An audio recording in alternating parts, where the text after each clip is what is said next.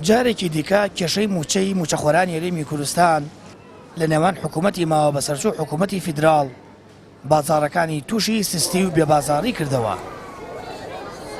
کاسبکاران دەڵێن بازار پەیوەستە بە هاتنی موچەوە، دواکەوتنی بێبازاڕی قوڵتر دەکاتەوە.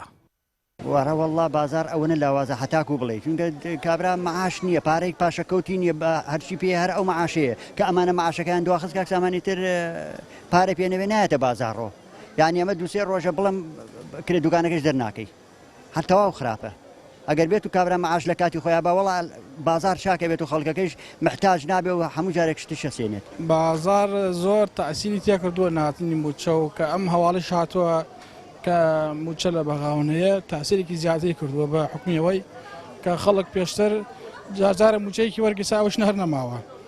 ئێستا کە ئەو بەرەجەژنانی شەو کە وەکوڵێن موچە نادێت تاسیرێکی زیاترە کاتە سەر بازارەکە و سزبوونێکی زۆری پێوە دیارە. هاتوونەهاتی وەزیری دارایی بۆ موچەیان ئیمزایەکە ئیمزایناکە دۆخی بازاری ئێمەی زۆ خراپ کردووە.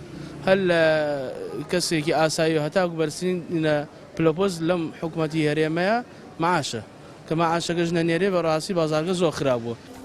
فەرمانبەرێک دەڵێ وای لێ هاتووە بەردەوام لە دڵە ڕاوکێدا بژین.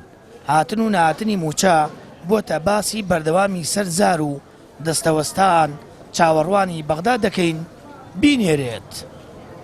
چەند مانگێکە لە کاتی خۆیدا موچە وەرنەگیراوە، قەلەقەیەک و دڵەڕاوکەیەکی زۆر لە بینی فەرمانبەرانە کە دروست بووە بەوەی پێنەدانی موچەکانیان لە کاتی خۆیدا.